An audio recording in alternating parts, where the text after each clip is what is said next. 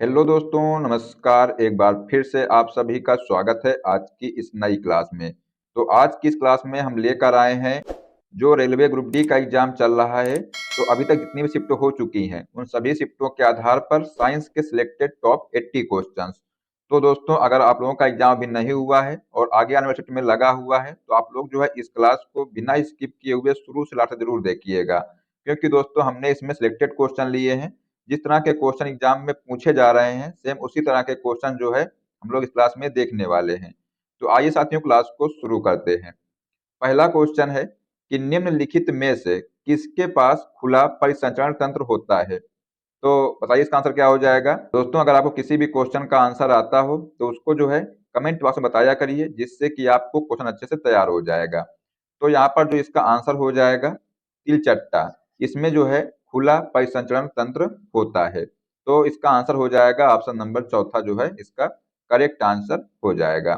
चलिए अगला क्वेश्चन देखते हैं कि निम्नलिखित में कौन सा एक जड़ नहीं है। बताइए कि निम्नलिखित में से जो है कौन सा एक जड़ नहीं है। तो यहाँ पर जो आलू है ये जो है जड़ नहीं है। तो दोस्तों, जो आलू है ये क्या है, तो ये एक तना है। तो यहाँ पर जो ऑप्शन नंबर सी है ये इसका राइट आंसर हो जाएगा। साथियों, अगर आप लोग चैनल पर पहली बार आए हैं तो चैनल सब्सक्राइब कर लीजिएगा और जो बेल आइकन है उसको प्रेस कर लीजिएगा, जिससे किसी भी क्लास का अपडेट आपको मिलता रहेगा।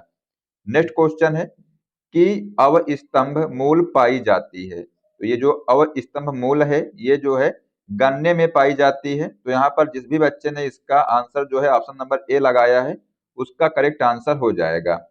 अगला क्वेश्चन है कि जड़ें विकसित होती हैं। जो जड़ें हैं ये विकसित होती हैं, तो किससे विकसित होती हैं, तो ये जो है मूलांकुर से विकसित होती हैं। तो यहाँ पर जो ऑप्शन नंबर डी है ये इसका राइट आंसर हो जाएगा। बढ़ते हैं अगले क्वेश्चन की तरफ। गाजर है एक डैश। तो जो गाजर है ये क्या है, पुष्प है, तना है या जड़ है या इनमें से कोई नहीं। तो यहाँ पर जो है गाजर एक जड़ है, तो इसका आंसर हो जाएगा ऑप्शन नंबर सी। ठीक है। चलिए नेक्स्ट क्वेश्चन है कि बरगद के पेड़ के तने से लटकने वाली मोटी जड़ें कहलाती हैं। आप लोगों ने बरगद का पेड़ देखा होगा, तो उसमें जो है ऊपर से जड़ें जो है नीचे की ओर लटकती हैं, जो कि ये क्या कहलाती हैं, तो ये जो है स्तंभ मूल कहलाती हैं। तो आप लोगों ने देखा होगा कि उससे जो है नीचे की ओर जड़ें जो है लटकती हैं, तो उनको जो है क्या कहते हैं, तो इनको जो है स्तंभ मूल कहते हैं। तो यहाँ पर जो ऑप्शन नंबर सी है ये इसका करेक्ट आंसर हो जाएगा।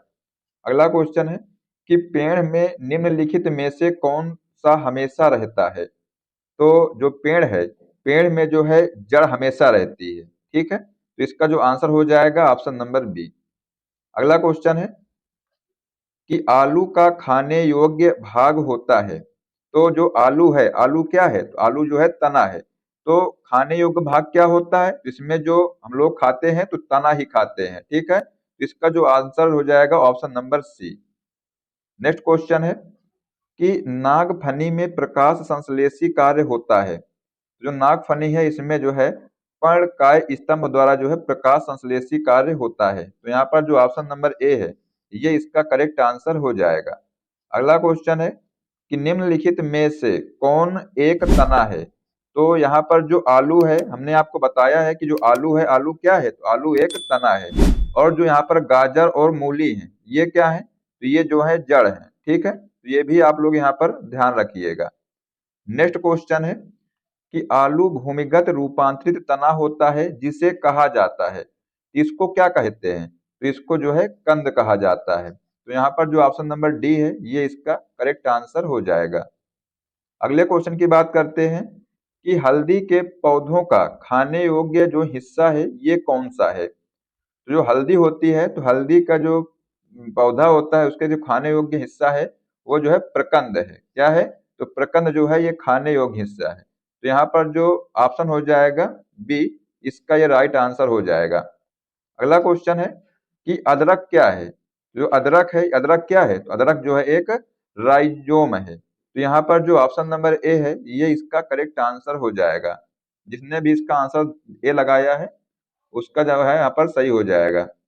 अगला क्वेश्चन है कि प्याज किसका परिवर्तित रूप है। जो प्याज है वो किसका परिवर्तित रूप है, तो ये जो है तने का जो है परिवर्तित रूप है। तो यहाँ पर जो ऑप्शन नंबर सी है ये इसका करेक्ट आंसर हो जाएगा। अगले क्वेश्चन की बात करते हैं कि वे पौधे जिनमें कभी पुष्प नहीं बनते हैं वो क्या कहलाते हैं। तो वे पौधे जिनमें कभी पुष्प नहीं बनते हैं वो जो है क्रिप्टोगेम्स कहलाते हैं। तो यहाँ पर जो ऑप्शन नंबर ए है ये इसका राइट आंसर हो जाएगा। बढ़ते हैं अगले क्वेश्चन की तरफ। संसार का सबसे बड़ा पुष्प किसके द्वारा उत्पन्न होता है। तो संसार का जो सबसे बड़ा पुष्प है ये जो है रैफ्लिशिया द्वारा जो है उत्पन्न होता है। तो यहाँ पर जो ऑप्शन नंबर बी है ये इसका राइट आंसर हो जाएगा। ये आप लोग याद रखिएगा। अगला क्वेश्चन है कि संसार का सबसे छोटा पुष्प कौन सा है। तो संसार का जो सबसे छोटा पुष्प है ये जो है वुल्फिया है। कौन सा है, तो वुल्फिया है। इसको आप लोग याद रखिएगा, ये एग्जाम में क्वेश्चन आ सकता है। ठीक है, तो इसका आंसर हो जाएगा ऑप्शन नंबर ए। अगला क्वेश्चन देखते हैं कि जीवन चक्र की दृष्टि से पौधे का सबसे महत्वपूर्ण अंग कौन सा है। तो जो पौधा है उसका सबसे जो महत्वपूर्ण अंग है ये क्या होता है, तो ये जो है पुष्प होता है। तो यहाँ पर जो ऑप्शन नंबर सी है ये इसका करेक्ट आंसर हो जाएगा। बात करते हैं नेक्स्ट क्वेश्चन की। कौन एक जीवित जीवाश्म कहलाता है। बताइए कि इनमें से जो है कौन एक जीवित जीवाश्म कहलाता है। तो इसमें से जिस भी बच्चे ने इसका आंसर जो है ऑप्शन नंबर ए लगाया है जिनकोगो, वो जो है यहाँ पर राइट आंसर हो जाएगा। क्या, तो ऑप्शन नंबर ए। अगला क्वेश्चन है कि दमा एवं खांसी के रोगों में काम आने वाली औषधि इफेड्रिन किससे प्राप्त की जाती है। तो ये जो इफेड्रिन जो औषधि है ये जो है इफेड्रा से प्राप्त की जाती है। तो ये भी आप लोग याद रखिएगा, ये भी एग्जाम में क्वेश्चन बन सकता है। तो जो ऑप्शन नंबर डी है ये इसका राइट आंसर हो जाएगा। अगला क्वेश्चन है कि संसार का सबसे बड़ा पुष्प कौन सा है। तो संसार का सबसे बड़ा जो पुष्प है ये है रिफ्लेशिया। क्या है, तो इसका आंसर हो जाएगा रिफ्लेशिया। तो यहाँ पर जो आंसर नंबर ऑप्शन नंबर जो ए है ये इसका करेक्ट आंसर यहाँ पर हो जाएगा। बात करते हैं अगले क्वेश्चन की कि सामान्यतः अंकुरण के लिए किसकी आवश्यकता नहीं होती है। तो यहाँ पर जो अंकुरण के लिए प्रकाश की आवश्यकता नहीं होती है, हवा, ताप और जल की आवश्यकता इसमें होती है। ठीक है, तो इसका आंसर हो जाएगा ऑप्शन नंबर डी, प्रकाश की जो है इसमें आवश्यकता नहीं होती है।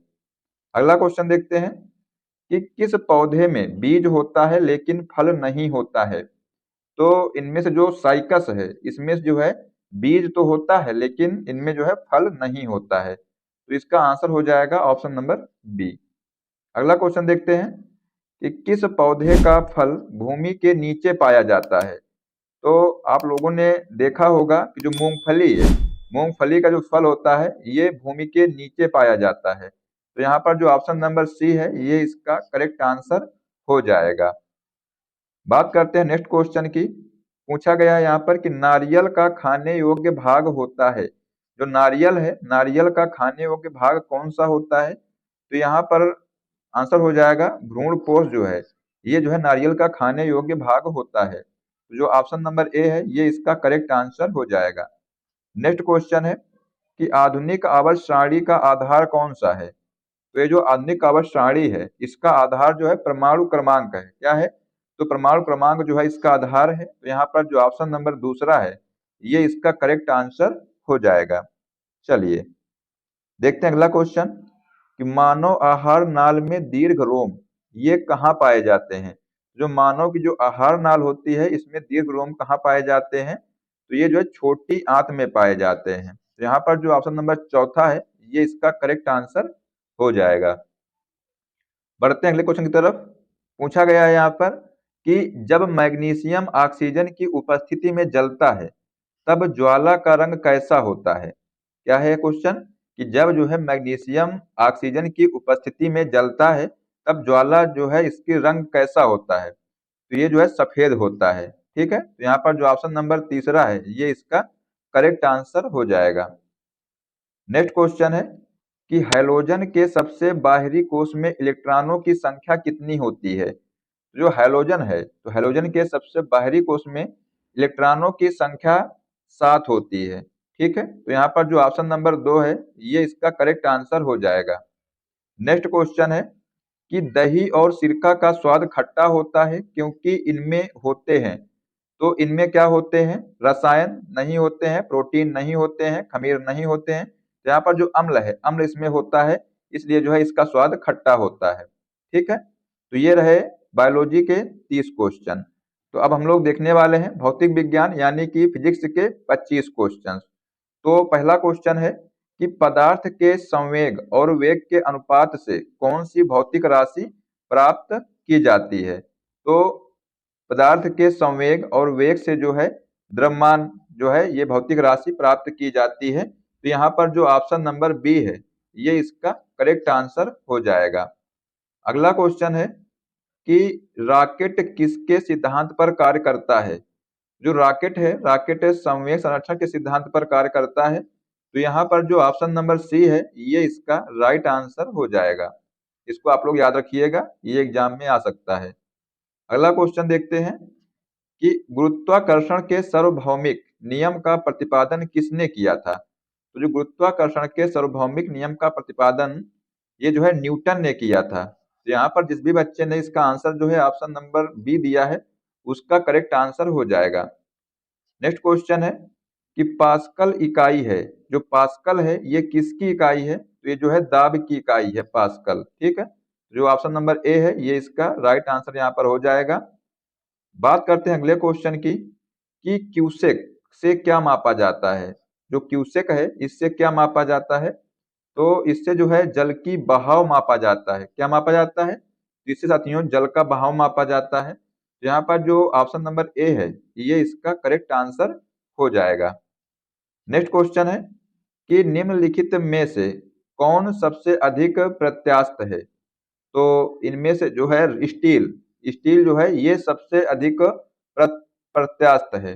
ठीक है, और बात की जाए गीली मिट्टी की, प्लास्टिक और रबर, इनमें से साथियों ये सबसे अधिक पूछा गया है। तो सबसे अधिक दोस्तों जो प्रत्यास्थ है वो स्टील है। जो ऑप्शन नंबर यहाँ पर डी है ये इसका करेक्ट आंसर हो जाएगा। अगला क्वेश्चन है कि वह कौन सा बल है जिसके कारण पिंड धरती के केंद्र की ओर खींचा चला आता है? यहाँ पर ओर है। ठीक है, तो जो पिंड है वो धरती के केंद्र की ओर खींचा चला आता है, तो ये जो है गुरुत्वाकर्षण के कारण। तो यहाँ पर जो ऑप्शन नंबर सी है ये इसका राइट आंसर हो जाएगा। चलिए अगला क्वेश्चन देखते हैं कि पृथ्वी के गुरुत्वाकर्षण का कितना भाग चंद्रमा के गुरुत्वाकर्षण के सबसे नजदीक है? तो ये जो है 1/6 भाग। तो यहाँ पर जिसने भी इसका आंसर जो है ऑप्शन नंबर सी लगाया है उसका करेक्ट आंसर हो जाएगा। नेक्स्ट क्वेश्चन देखते हैं कि आर्किमिडीज का नियम निम्नलिखित में से किससे संबंधित है? तो जो ये आर्किमिडीज का नियम है ये जो है प्लावन का नियम से संबंधित है। तो यहाँ पर जो ऑप्शन नंबर सी है ये इसका करेक्ट आंसर हो जाएगा। ठीक है, चलिए अगला क्वेश्चन देखते हैं कि श्यानता की इकाई है। जो श्यानता है, श्यानता की इकाई क्या है? तो यहाँ पर जो पॉइज है ये जो है श्यानता की इकाई है। तो यहाँ पर जो ऑप्शन नंबर ए है ये इसका करेक्ट आंसर हो जाएगा। नेक्स्ट क्वेश्चन है कि दूध से क्रीम निकालने में कौन सा बल लगता है? तो दूध से क्रीम निकालने में जो है अपकेंद्र बल लगता है, अपकेंद्रीय बल। ठीक है, तो इसका जो आंसर हो जाएगा ऑप्शन नंबर सी। अगर आपसे पूछा जाए कि जब कोई बाइक या कोई गाड़ी किसी मोड़ पर जब मुड़ती है तब इसमें कौन सा बल कार्य करता है? तब जो है साथियों इसमें जो अभिकेंद्रीय बल कार्य करता है, मतलब इसमें जो अंदर की ओर बल कार्य करता है उसको अभिकेंद्रीय बल कहते हैं। ठीक है, चलिए अगला क्वेश्चन है कि चाबी भरी घड़ी में कौन सी ऊर्जा होती है? तो जो चाबी भरी घड़ी में जो है इसमें जो स्थितिज ऊर्जा होती है, तो इसका आंसर हो जाएगा ऑप्शन नंबर ए। अगला क्वेश्चन है कि सूर्य की ऊर्जा उत्पन्न होती है। तो जो सूर्य है, सूर्य की ऊर्जा जो है नाभिकीय संलयन द्वारा जो है उत्पन्न होती है। तो यहाँ पर जो ऑप्शन नंबर डी है ये इसका राइट आंसर हो जाएगा। नेक्स्ट क्वेश्चन है कि वायुमंडल में बादलों के तैरने का कारण है। तो वायुमंडल में जो है बादलों के तैरने का जो कारण है ये है घनत्व। तो यहाँ पर जिसने भी इसका आंसर जो है ऑप्शन नंबर बी लगाया है उसका करेक्ट आंसर हो जाएगा। अगला क्वेश्चन देखते हैं वस्तु की मात्रा बदलने पर क्या अपरिवर्तित रहता है? तो अगर वस्तु की जो मात्रा है बदल दी जाए तो उसमें जो है घनत्व जो है ये अपरिवर्तित रहेगा। तो यहाँ पर जो ऑप्शन नंबर बी है ये इसका करेक्ट आंसर हो जाएगा। बात करते हैं अगले क्वेश्चन की कि जल में तैरना न्यूटन की गति के किस नियम के कारण संभव है? तो जल में तैरना जो है न्यूटन की गति के तीसरे नियम के कारण संभव है। तो यहाँ पर जो ऑप्शन नंबर सी है ये इसका करेक्ट आंसर हो जाएगा। अगला क्वेश्चन है कि निम्नलिखित में से कौन सी राशि सदिश नहीं है? तो इनमें से जो है आयतन ये जो है सदिश नहीं है। बाकी जो वेग है और विस्थापन है और जो बल है ये जो है सदिश राशियां हैं। साथ में जो आयतन है आयतन एक अदिश राशि है। ठीक है, कैसी राशि है? तो ये जो है एक अदिश राशि है। तो यहाँ पर जो ऑप्शन नंबर बी है ये इसका करेक्ट आंसर हो जाएगा। अगला क्वेश्चन है कि एंगस्ट्रॉम क्या मापता है? जो एंगस्ट्रॉम है ये जो है तरंग दैर्ध्य मापता है। तो यहाँ पर जो ऑप्शन नंबर ए है ये इसका करेक्ट आंसर हो जाएगा। नेक्स्ट क्वेश्चन है किस वैज्ञानिक ने सर्वप्रथम बर्फ के दो टुकड़ों को आपस में घिसकर पिघला दिया? तो ये जो है डेवी जो है इन्होंने बर्फ के दो टुकड़ों को आपस में घिसकर पिघला दिया था। ठीक है, तो यहाँ पर जो ऑप्शन नंबर सी है ये इसका करेक्ट आंसर हो जाएगा। अगला क्वेश्चन है ऊष्मा एक प्रकार की ऊर्जा है जिसे कार्य में बदला जा सकता है। इसका प्रत्यक्ष प्रमाण सबसे पहले किसने दिया था? तो ऊष्मा जो है एक प्रकार की ऊर्जा है, ये आप लोग ध्यान रखिएगा, जिसे कार्य में बदला जा सकता है। इसका जो है प्रत्यक्ष प्रमाण रामफोर्ड ने दिया था। तो यहाँ पर जो ऑप्शन नंबर डी है ये इसका राइट आंसर हो जाएगा। अगला क्वेश्चन है कि लोहे की सुई पानी की सतह पर तैरती है, इस परिघटना का कारण क्या है? तो लोहे की सुई जो है पानी पर तैरती है, इसका जो कारण है ये पृष्ठ तनाव है। यहाँ पर जो ऑप्शन नंबर सी है इसका राइट आंसर हो जाएगा। अगला क्वेश्चन है कि निम्नलिखित में से किस द्रव का घनत्व सबसे कम है? तो इनमें से जो है पेट्रोल का जो घनत्व है ये सबसे कम है। तो जो आंसर हो जाएगा ऑप्शन नंबर बी यहाँ पर। चलिए देखते हैं अगला क्वेश्चन। एक हॉर्स पावर कितने वाट के बराबर होता है? जो एक हॉर्स पावर है ये जो है 746 वाट के बराबर होता है। तो यहाँ पर जो ऑप्शन नंबर डी है ये इसका करेक्ट आंसर हो जाएगा। नेक्स्ट क्वेश्चन है कि बर्नौली प्रमेय आधारित है। तो जो बर्नौली प्रमेय है ये ऊर्जा संरक्षण पर आधारित है। तो यहाँ पर जो ऑप्शन नंबर ए है ये इसका करेक्ट आंसर आप लोग ध्यान रखिएगा। बात करते हैं अगले क्वेश्चन की। बर्फ पर दाब पड़ने से उसका जो गलनांक है ये क्या होगा? तो बर्फ पर दाब पड़ने से जो है उसका गलनांक ये घट जाएगा। तो यहाँ पर जो ऑप्शन नंबर ए है ये इसका करेक्ट आंसर यहाँ पर हो जाएगा। ठीक है, चलिए अब देखते हैं साथियों केमिस्ट्री के 25 क्वेश्चन। तो यहाँ पर पहला क्वेश्चन है कि साबुन द्वारा सफाई का काम अच्छी तरह होता है। तो यहाँ पर मृदु जल में जो है साबुन द्वारा सफाई का काम अच्छी तरह से होता है। तो इसका आंसर हो जाएगा ऑप्शन नंबर बी।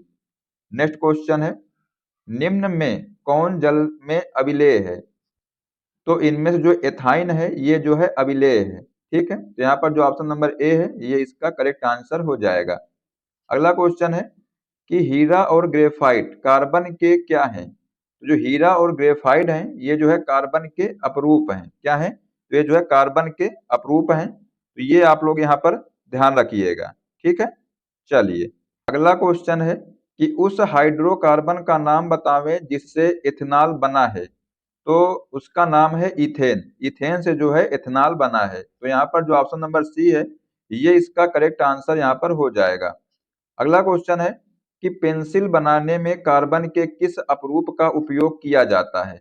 तो पेंसिल बनाने में जो है कार्बन के जो है ग्रेफाइट का उपयोग किया जाता है। तो यहाँ पर जो ऑप्शन नंबर सी है ये इसका करेक्ट आंसर हो जाएगा। चलिए देखते हैं अगला क्वेश्चन कि रबर निम्न में किसका बहुलक है? बताइए क्या इसका आंसर होगा कि रबर जो है निम्न में किसका बहुलक है? तो यहाँ पर जो है इसका आंसर हो जाएगा आइसोप्रीन का जो है बहुलक है रबर। ठीक है, जिस भी बच्चे ने इसका आंसर जो है ऑप्शन नंबर ए लगाया है उसका यहाँ पर राइट आंसर हो जाएगा। अगला क्वेश्चन देखते हैं कि निम्नलिखित में कौन ऊष्मा और विद्युत का सुचालक है? तो इनमें से जो ग्रेफाइट है ये जो है ऊष्मा और विद्युत का सुचालक है। तो आंसर हो जाएगा यहाँ पर option number C. Next question है कि तेल लगा कागज होता है, बताइए क्या होता है ये? तो ये जो है अपारदर्शक होता है। तो यहाँ पर जो ऑप्शन नंबर बी है ये इसका करेक्ट आंसर हो जाएगा। बढ़ते हैं अगले क्वेश्चन की तरफ कि एक ही प्रकार के परमाणुओं से मिलकर बना जो पदार्थ है ये क्या कहलाता है? तो ये जो है तत्व कहलाता है। यहाँ पर जो ऑप्शन नंबर डी है ये इसका करेक्ट आंसर हो जाएगा।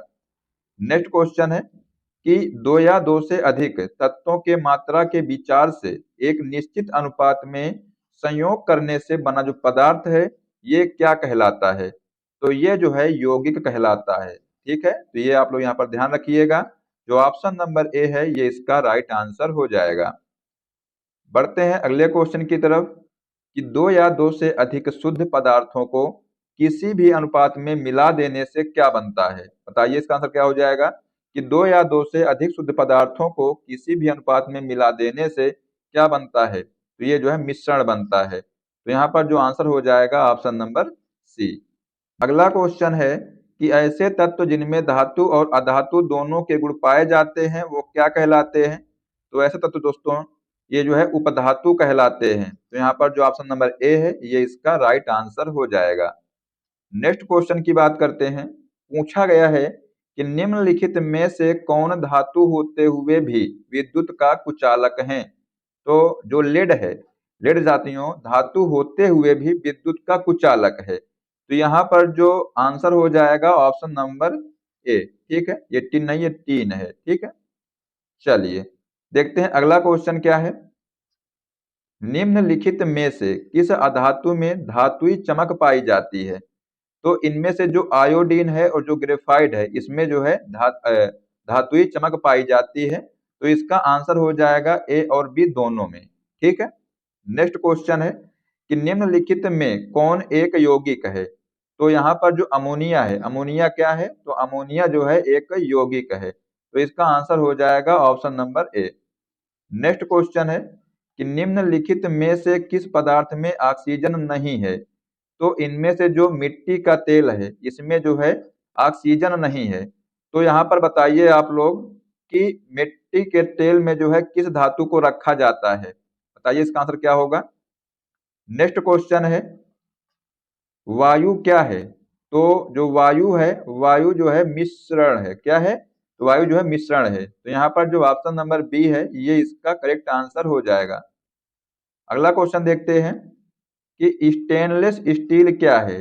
जो स्टेनलेस स्टील है ये भी मिश्रण है। तो यहाँ पर जो आंसर हो जाएगा ऑप्शन नंबर बी। ये आप लोग यहाँ पर ध्यान रखिएगा। अगला क्वेश्चन है कि निम्नलिखित में से कौन ना तो तत्व है और ना ही यौगिक है? तो इनमें से जो वायु है, वायु क्या है? ये जो है ना तो तत्व है और ना ही यौगिक है। तो यहाँ पर जो ऑप्शन नंबर सी है ये इसका राइट आंसर हो जाएगा। अगला क्वेश्चन है कि पदार्थ का चतुर्थ अवस्था क्या है? बताइए। तो साथियों जो पदार्थ है, पदार्थ की कितनी अवस्थाएं होती हैं?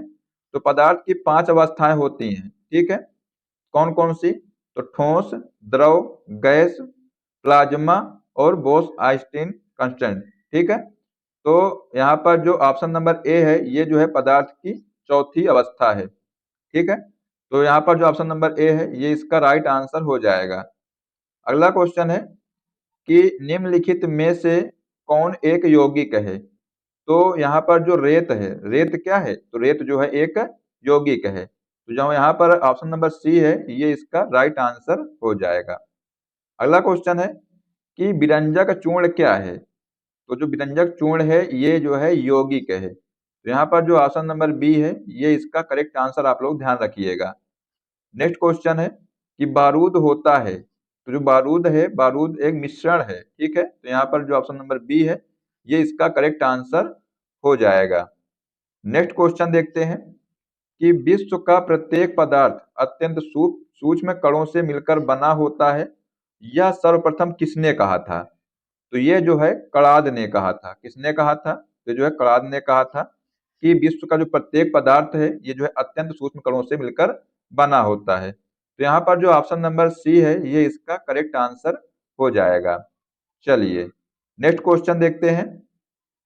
कोयला क्या है? तो जो कोयला है, कोयला तत्व है। तो यहाँ पर जिस भी बच्चे ने इसका आंसर जो है सी दिया है, उसका यहाँ पर राइट आंसर हो जाएगा। तो ये हमने आपको 80 क्वेश्चंस करा दिए हैं, तो इसको आप लोग अच्छे से देखिएगा। अब आइए आपको एक क्वेश्चन देते हैं जिसका आंसर आप लोग बताइए कमेंट बॉक्स में क्या होगा। क्वेश्चन है कि निम्नलिखित में कौन एक तना है? ऑप्शन है गाजर, मूली, आलू या ये सभी। तो इसका जो है आंसर आप लोग बताइए कमेंट बॉक्स में क्या होगा।